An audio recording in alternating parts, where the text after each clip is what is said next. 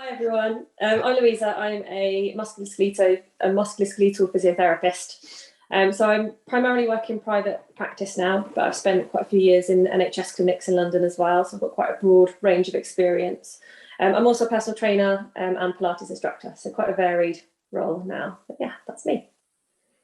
Beautiful job. So one thing I wanted to ask to start off with, from a physio's perspective, Louisa, and personal trainer perspective, which you're both, why is it so important to have a good physical wellbeing offer and strategy in place? Yeah, look, I think you've touched on it already a little bit. So musculoskeletal pain and injury is one of the leading causes for people needing to have time off work, which obviously comes at a huge cost to the individuals, but also to the employer as well. So from my point of view, a proactive approach is always going to be much, much more valuable than a reactive approach. And if we can prevent occurrence of musculoskeletal injury in the first place, then obviously that's going to be kind of the most ideal solution for everyone. So what's quite nice is that we've got quite good evidence to support exercise as a preventative measure for things like lower back pain, which is the most common musculoskeletal health that leads to time off work. But also there's some pretty astounding stats on the NHS website for kind of promoting reasons to exercise. They've got your 83% less at risk of developing osteoarthritis if you exercise, which I think is pretty kind of mind-blowing in my opinion. And then there's the fact that we cannot and we shouldn't ignore the link between the physical pillars of health, so sleep, diet, exercise, with mental health. So really your physical wellbeing strategy is going to become a part of your mental wellbeing strategy. And then it comes back to the need for this holistic approach, which is really what the Let's Improve Workplace Wellbeing Strategy initiative is all about. We can't just focus on physical and mental. It's all linked. We have to think holistically for best outcomes. And to flow on from that actually as well, the social, I think like when we were talking about this event, you mentioned about group exercise and the role that can play as well. So if you wanted to add anything more on that. Yeah, so I think the World Health Organization, their definition of well-being, of health is complete, I might misquote this slightly, but it's complete physical, mental and social well-being, not merely the absence of disease and infirmity is the definition that they use for it. And I think social is maybe one that we do forget. Again, still it's one of those ones we don't think of as much, but we all have that innate need to be kind of accepted, loved and have a supportive network. So if we can think about that within our workspace as well, then that's even better. Yeah, and I know because obviously you've done that with InnerFit stuff on movement and mobility and trying to help people just get a bit of action into their day. So maybe that's a good moment to move across to some of the practical actions we can take right now as individuals to kick off. What can we do right now? Yeah, it's hard. It's actually quite a hard question because there's endless options and things that we can do. And realistically, there's not a one size fits all. What's appropriate for one person may not be appropriate for someone else. So I think for the purpose of this question, I'll break it down to three things which are appropriate for most people, I'd say. So the first one, I'd say, if you can bring in just a 5 or 10 minute daily mobility program, your body is going to thank you no end for that. So when we don't move our spine, but also our peripheral joints through their available range of movement on a regular basis, that's what over time will lead to stiffness at the joint, and then obviously that can lead to pain and discomfort as well over time. So I love the term motion is lotion. Chris has probably heard me say this about 100 times. But the meaning behind that is when we move our joints, it stimulates something called synovial fluid, which is essentially the lubricant and the health and nutrition for our joints. So that is why regular movement is, really should be part of our everyday life. And there's loads of free resources for this. You don't need to be an expert. Like you can type in 5-minute spinal mobility routine on YouTube and you'll probably get loads of different things that come up. If you wanted something really specific for you, obviously my advice would be have a chat with a personal trainer, have a chat with or start a Pilates to learn a Pilates class or yoga class to learn some of the things that you could do, or have a chat with a physio if you're working with any kind of specific injuries that you need to kind of bear in mind. So that's my first one, daily mobility routine. My second one would be to get outside daily, and I think we possibly already touched on this already today. but there's kind of a number of factors that feed into this one. If you're going outside, you're likely to be walking or running, or generally just being active, which is great. But you're also going to be getting daylight, and especially if you can get out before noon.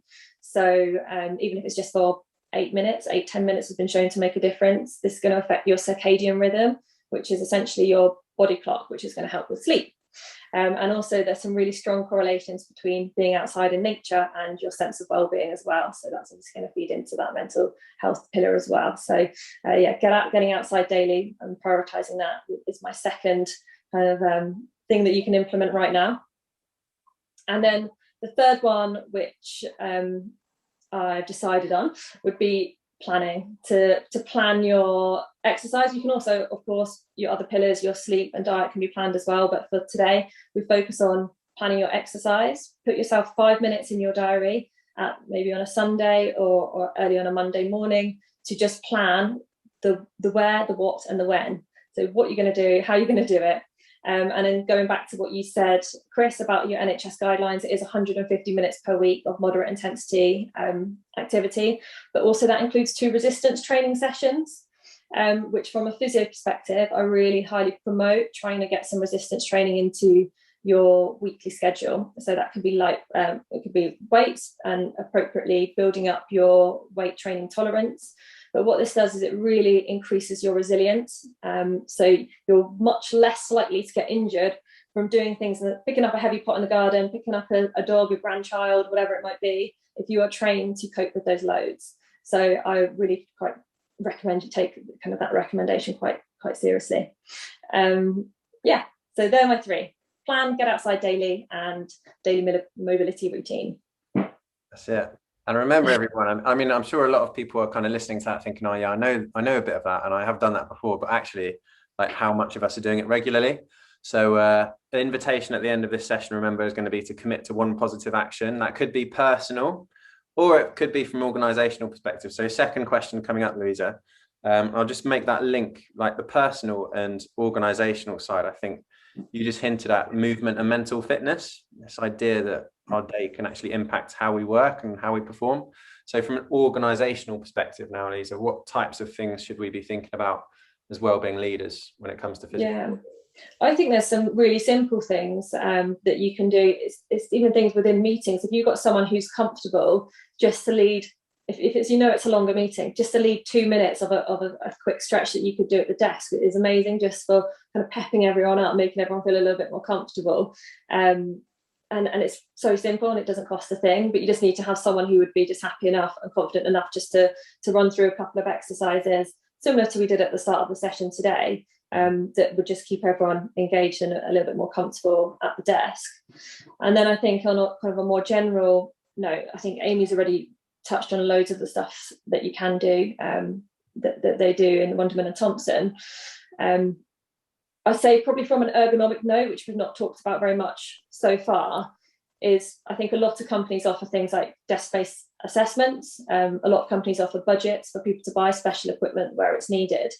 But perhaps an area which we could maybe do a little bit better is actually giving individuals the tools to do it, to know how to set up the desk themselves, which is why I really think the workshops that we do at InnerFit in terms of the work, setting up your workspace in your office, can be really, really helpful, because it just empowers people to know. And it's really simple stuff to know. It's stuff like, where should my eye line be on the monitor? What angle should my elbows be at? What angle should my hips, my knees be at? How high should my seat be? And it's not rocket science, but it's not common knowledge either.